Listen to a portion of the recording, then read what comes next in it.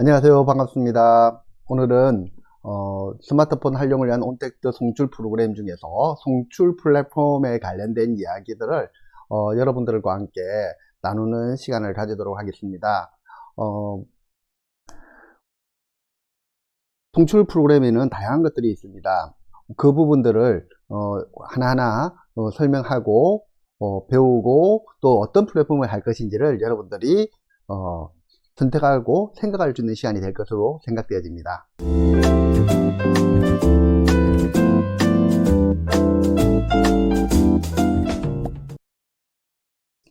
안녕하세요. 반갑습니다. 오늘은 스마트폰 활용을 위한 온택트 송출 프로그램에 대한 내용들을 강의를 시작한 지 오늘 6일째 되는 날입니다. 오늘부터는 송출 플랫폼에 대한 이야기들을 다루도록 하겠습니다. 지난 5번의 강의는 하드웨어 준비, 스마트폰으로 방송을 하기 위한 5가지에 대한 이야기를 했고요. 오늘부터는 송출 플랫폼에 대한 것이 무엇이고 어떤 송출 프로그램을 쓸 것인지에 대한 이야기들을 생각하고 또 그것을 선택할 수 있는 기본 정보들을 여러분들에게 제공하도록 하겠습니다.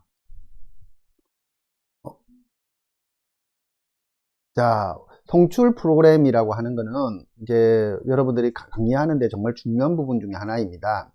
어떤 송출 프로그램을 쓰느냐에 따라서 단방향이 될 수도 있고 양방향이 될 수 있고, 그리고 어떤 플랫폼을 쓰는 것이 가장 편한지도 여러분들은 그 상황에 따라서 예배인지 아니면 강의인지 아니면 실시간 양방향인지에 따라서 그 강의 플랫폼을 선택하는 것이 좋습니다. 보통 방송이라고 하는 것은 단방향이라고 생각하시면 될 겁니다. 강사가 강의를 하면 청취자들이, 수강생들이나 신자들이 그 방송을 듣는다라고만 생각하시고 좋고요. 카톡이라든지 아니면 채팅을 통해서 그 예배를 상호 소통하는다라고 생각하시면 좋을 것 같습니다. 오늘은 송출 프로그램의 다양한 것들을 대해서 설명을 해드리는데 크게 2가지로 구분해서 여러분의 송출 플랫폼을 접근하시는 것이 좋을 것 같습니다. 첫 번째로는 방금 말씀드린 것처럼 방송이라는 이름을 가지고 있는 TV라고 이름을 가진 것들입니다. 라이브톡 또는 카카오 TV, 밴드 TV, 그리고 네이버 TV, 이런 유튜브, 이런 것들은 전부 다 단방향이라고 생각하시고 강사가 또는 설교자가 강단에 서서 그리고 교단에 서서 스피치를 하면 시청자들이, 청취자들이 듣고 그리고 채팅이나 또는 카톡 같은 걸로 통해서 그에 대한 생각이나 느낌이나 그런 것들을 남겨서 소통하는 방법이 바로 이제 이런 TV라는 이름으로 달렸던 것들입니다.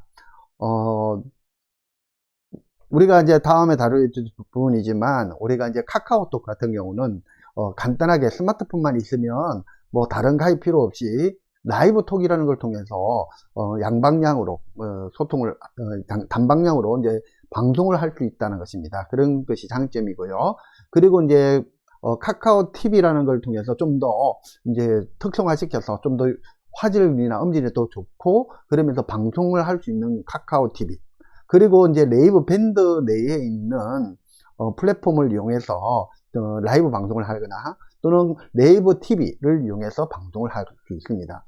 이외에도 우리가 유튜브를 통해서 방송을 할 수 있는데, 유튜브 같은 경우는 방송을 하는 데 있어서 이제 스마트폰으로 방송을 하려면 구독자 1000명 이상이 있어야 됩니다. 근데 지금 방송을 하는 사람 입장에서는 1000명이라는 것은 상상도 할 수 없을 뿐만 아니라 불가능한 일입니다. 그래서 네이버에서 제공하는 플랫폼이 하나 있습니다. 그것이 뭐냐면 프리즘이라는 것입니다. 이 프리즘을 이용해서 이제 유튜브 방송을 진행할 수가 있습니다. 그러면 유튜브 방송을 진행을 하게 되면 이제 프리즘 라이브를 통해서 유튜브 방송을 한 것이 유튜브에 올라가게 되고, 유튜브를 안에 있는 걸 링크를 이제 사람들이 통해서 방송에 참여할 수 있는 그런 방식이 있습니다. 그 외에도 뭐 아프리카 TV라든지 트위치라든지 뭐 등 여러 가지 프로그램들도 비슷하게 이렇게 통출이 됩니다. 물론 그 플랫폼에 따라 특성에 따라서 달라지지만 여러분들이 교회나 여러분 강의하는 데 있어서 카카오 TV나 레이브 TV 또는 라이브톡이나 이런 정도, 아니면 유튜브를 송출하기 위한 프리즘 라이브를 이용하는 것이 좋지 않을까, 그런 생각이 되어집니다. 다시 좀 더 디테일한 부분을 한번 들어가 보도록 하겠습니다. 라이브톡 같은 경우는 이제 방송하게 되면 그 방송한 것이 저장은 되지 않고 그냥 방송으로만 끝납니다. 그래서 이제 가장 간단하게 방송을 할 수 있고, 한 30명 미만, 3명 이상 30명 미만 정도로 해서 방송을 한다라고 생각하시면 되고요. 인원 제한 없이 이제 카카오톡을 통해서 방송을 하고 싶다라고 한다면 카카오 TV를 이용하시면 되고요.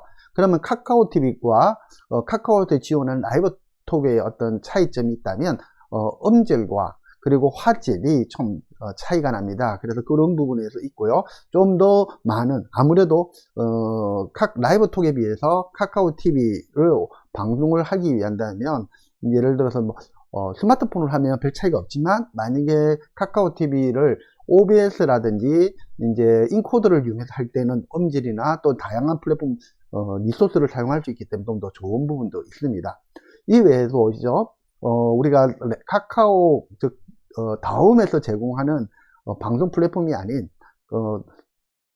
네이버에서 제공하는 네이버 밴드 안에서 방송을 할 수 있는 라이브 방송의 경우는 조금 차이가 있습니다. 네이버 같은 경우는 밴드라는 어떤 특수한 어떤 소그룹에서 이루어집니다. 그러다 보니까 이제 자기 회원들만 볼 수 있다는 장점, 또는 폐쇄형이기 때문에 단점일 수도 있고요. 어쨌든 이제 밴드 안에 있는 멤버들만 정보들을 공유한다 라고 비공개로 해놓으면 그 안에 있는 사람만 봅니다. 자, 아까 이야기했던 것처럼 라이브톡에 있는 채팅에 있는 그룹 사람들만 보고요. 카카오 TV는 링크가 있는 모든 사람이 볼 수 있고요. 카카오 TV가 아닌 카카오 밴드 내에 있는 라이브톡 방송 같은 경우는 밴드 회원들만 볼 수 있고, 그리고 네이버 TV 같은 경우는 누구나 볼 수 있고, 이런 어떤 특성에 따라서 밴드 송출 프로그램을 선택을 하시면 됩니다. 자, 그럼 나중에 이런 이야기를 합니다. 어떤 프로그램이 좋습니까? 라고 묻지만 저는 이렇게 말씀드립니다. 어떤 프로그램이 좋으냐가 보다는 자기가 어떤 방송을 할 거냐에 따라서 플랫폼을 선택해 주십시오 라고 말씀을 드립니다. 라이브 방송인 경우는 게시물, 사진, 또 글 등등 다양한 것들을 지원하기 때문에 보통 학교에서 학급 운영이라든지 이런 데 많이 활용하고 있고요.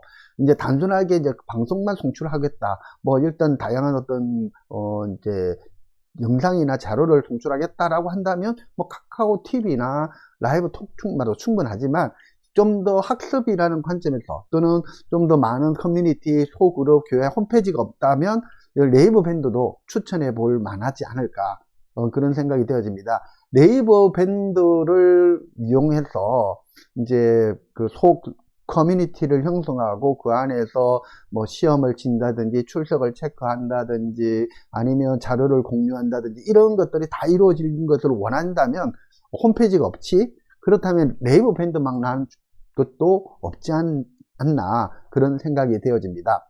자, 그리고 카카오와 네이버 이 두 가지를 제외하고 또 생각해 보아야 될 것이 바로 유튜브입니다. 유튜브는 교회에서 가장 많이 활용하고 있습니다. 근데 이제 그런 부분들이 있습니다.